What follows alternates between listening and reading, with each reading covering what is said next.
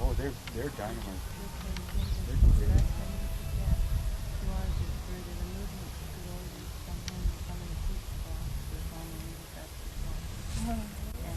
Thank you, Chief. Okay, see you later. All this, and all the nutrition, that's like, I brought him up because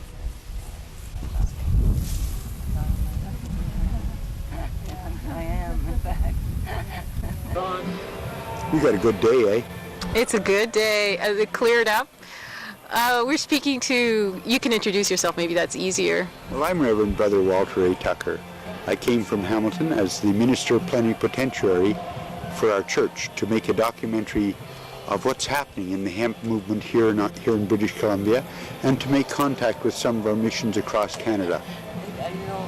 And what is your group's philosophy? Do you have like a philosophy or principles that you live by or believe in? Oh, goodness gracious, yes. The church originally was based on the principle that you don't hurt yourself and you don't hurt other people, and that you live as close to the teachings of God. Now, God, I know that you might say, well, God is God, and God is every a lot of other names. God is called by a lot of names, and He's worshipped in a lot of ways. One of the basic tenets in our church is that God is God, and no matter what you call God, God is God. We don't even know whether God is male or female. We don't argue that point or think about it, because to argue that point is to detract from the idea that it's a powerful being to whom we owe,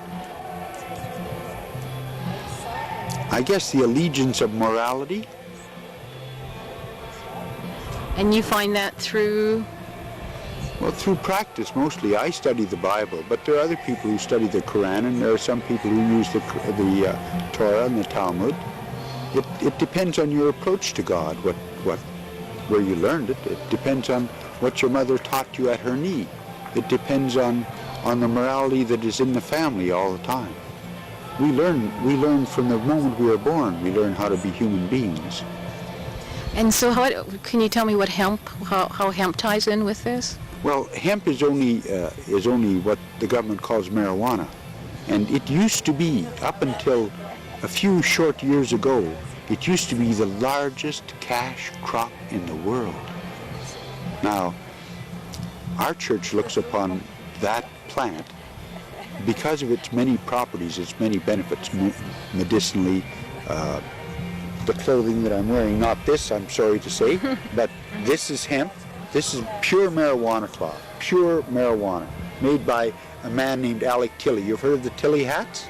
Well, this one was a prototype of the hats that Alec Tilley is going to be making. Wow. Looks pretty fancy. Looks pretty fancy, yeah. Yes.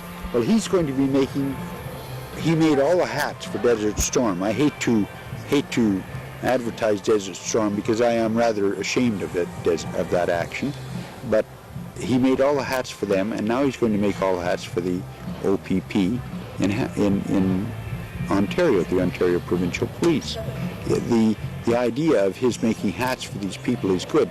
The idea of him making hats for these people out of hemp is even better, because it's the best cloth you can use, and that way our people will be dressed properly, the ones that represent us in the public. So we like the idea of Alec Tilley making things for the OPP out of hemp.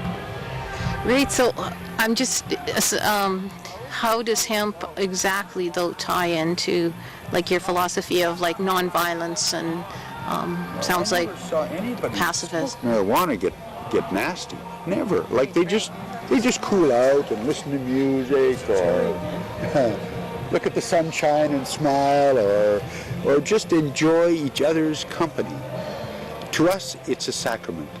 To us, it's as it has been for many, many churches over many, many years.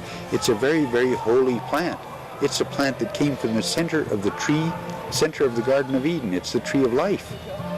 And it is the tree of life. It makes your life longer. It makes your life better. It makes your life stronger in your body and in your soul.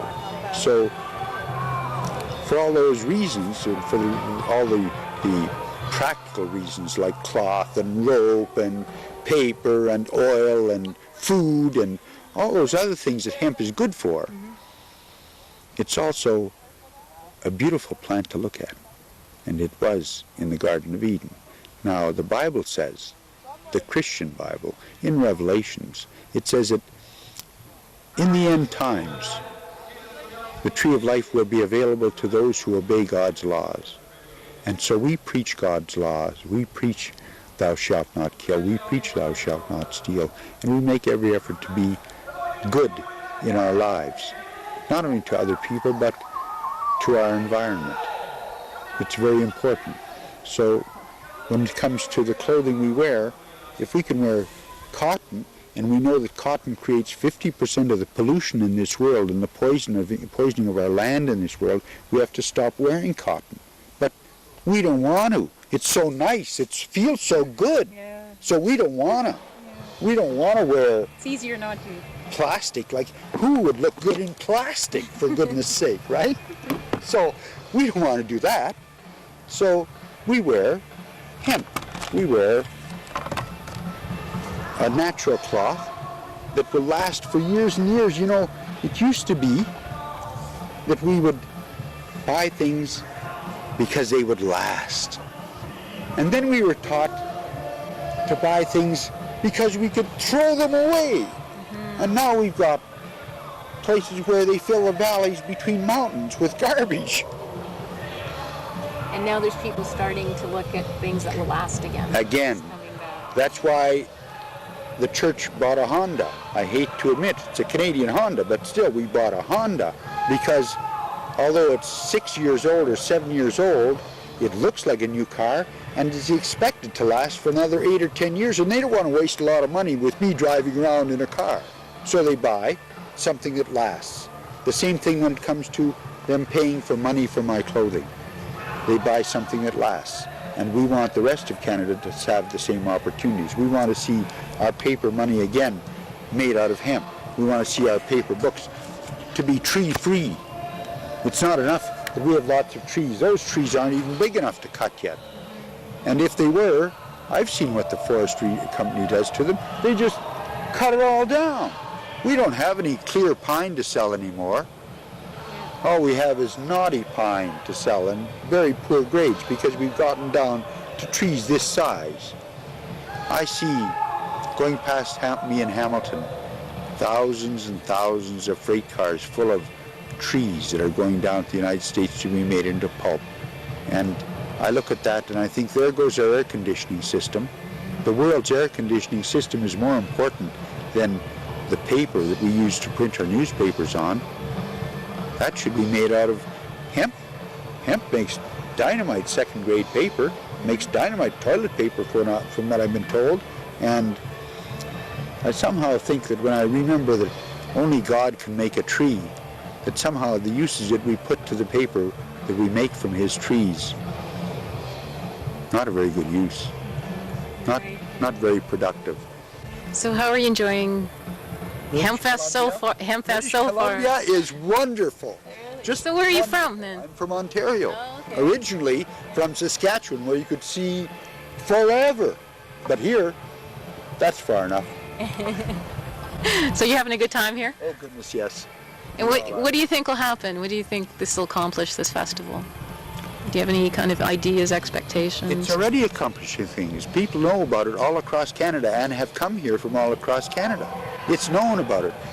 Then we'll take information back. I'm taking, as I said, I'm taking a documentary back to our people in Ontario. And from there it will go all over the world. What's happening here in Ontario? I'm really hoping for a large turnout to show other people that in British Columbia, the people care about their trees, that the people care about their own personal lives, that they want to live healthier, stronger lives. I like that. I like the idea of being an emissary from another province. It's like being from another world and coming down and saying, take me to your leader. And here I am with all of the leaders in British Columbia. It's fun. Yeah, well, it's wonderful to have you here. And if I don't know if we're going to be able to do this, but if anybody wants to contact your is it church? It's an actual church. Oh, of course, we're registered in British Columbia, as a matter of fact.